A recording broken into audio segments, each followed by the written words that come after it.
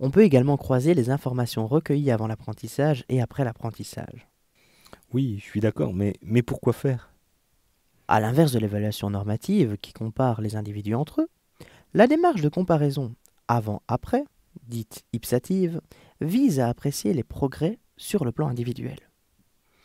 Elle porte plutôt sur les modifications intrapersonnelles. L'idée ici est d'offrir à l'élève une possibilité d'apprécier son progrès réel en fonction de son niveau de départ. D'un point de vue pratique, elle passe par l'utilisation d'un pré-test avant la séquence d'apprentissage et d'un post-test au terme de celle-ci. Ce dispositif permet de calculer le gain de l'apprenant et de mesurer l'effet d'apprentissage à la suite d'une activité pédagogique. Prenons l'exemple suivant. En tenant compte de son niveau de départ, Samuel a 6 sur 10. Il lui manque donc 4 points pour atteindre le maximum. Dans un second temps, Samuel obtient 8. Il fait un bond de 2 points sur les 4. Il a donc fait une progression de 50% dans la maîtrise de la compétence. Parallèlement à cette question du pourquoi, il peut être aussi utile de se poser la question de qui observe et qui évalue. Oui, tout à fait. Dans un dispositif, au cours d'une séquence, ce n'est pas en effet toujours l'enseignant qui observe. L'élève peut aussi prendre en charge cet aspect. Il met alors en œuvre un processus d'auto-évaluation. Les élèves entre eux aussi peuvent prendre en charge ces aspects. Cela correspond plutôt à une évaluation par les pairs. Une évaluation peut être également prise en charge par un système externe à la classe. Là, on parlera d'épreuves standardisées ou via les logiciels. ATI met en avant que l'auto-évaluation, où l'élève donc prend en charge l'évaluation, constitue probablement une des pratiques qui a le plus d'effet sur la qualité d'apprentissage, avec une taille d'effet de 1,3, qui est donc parmi les plus élevées. Comment peut-on favoriser ce type d'approche? Par exemple, la technique des flashcards, des cartes comportant d'un côté la question et de l'autre la réponse, qui permet de mettre en œuvre ce principe. L'élève place les nouvelles cartes à apprendre dans une première boîte. Il prend une carte dans le compartiment étudié, il essaye de trouver la réponse est formulée en pensée, puis il regarde la correction en verso. S'il a répondu correctement, la carte est placée dans une deuxième boîte, sinon elle est remise dans la première boîte. Les cartes dans la première boîte seront vues tous les jours, les cartes dans la deuxième tous les 2 jours, les cartes dans la troisième tous les 4 jours, et ainsi de suite.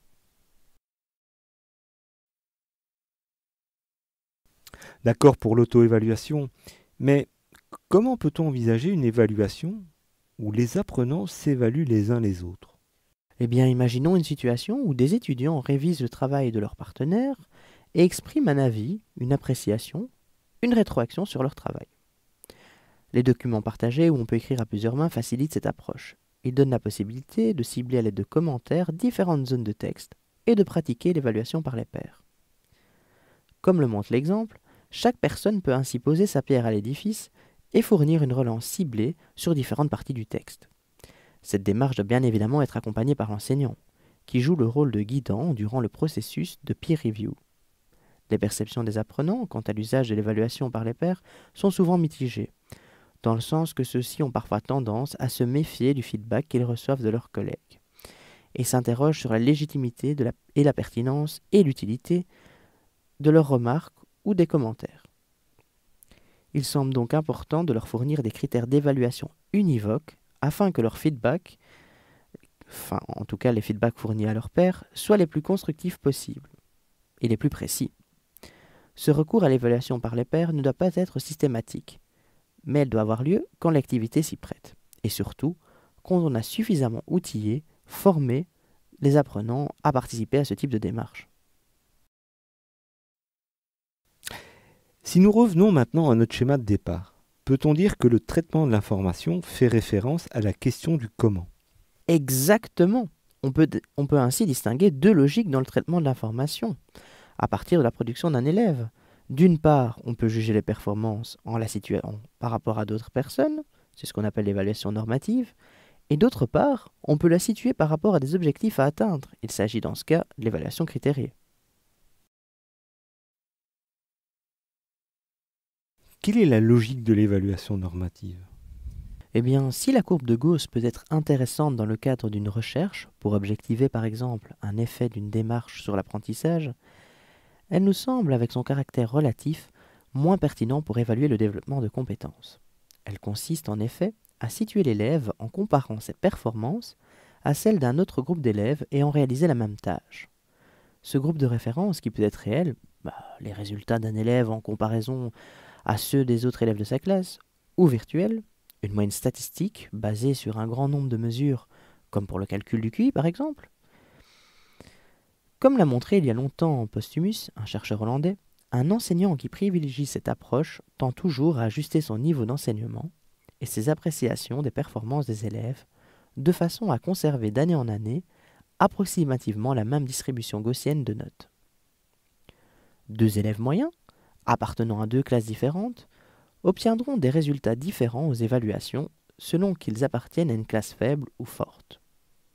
Si la majorité des élèves est en difficulté, cet élève a plus de chances d'être surévalué. Il va être considéré comme le plus performant alors qu'il a peut-être un niveau moyen. Si le niveau de la classe est élevé, l'élève a plus de chances d'être sous-évalué, voire même jugé trop faible pour être promu, alors que son niveau moyen lui permettrait sans doute de réussir malgré tout. Cette forme d'évaluation n'a pas beaucoup de sens dans une situation de formation car elle est caractérisée le plus souvent par un sentiment de compétition ou de sélection. Elle n'aide pas réellement l'élève à progresser dans ce qu'il apprend et entraîne souvent un mécanisme de comparaison sociale qui peut être un frein à la collaboration entre les élèves.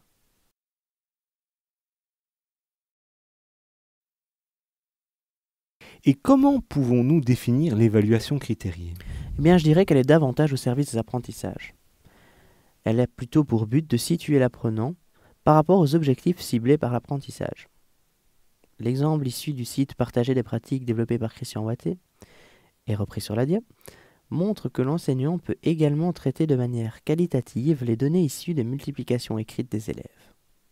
Si une lecture verticale permet de dresser le profil de chaque élève, une lecture horizontale permet de mettre en avant les sous-objectifs à atteindre. Si la pose des termes de la multiplication ne pose pas de problème, tout est en vert. On observe que les élèves sont davantage en difficulté sur l'étape de multiplication et sur l'alignement correct des produits intermédiaires lors de la démarche d'addition. Ces lignes comprennent beaucoup de cases rouges, signe d'un niveau non atteint.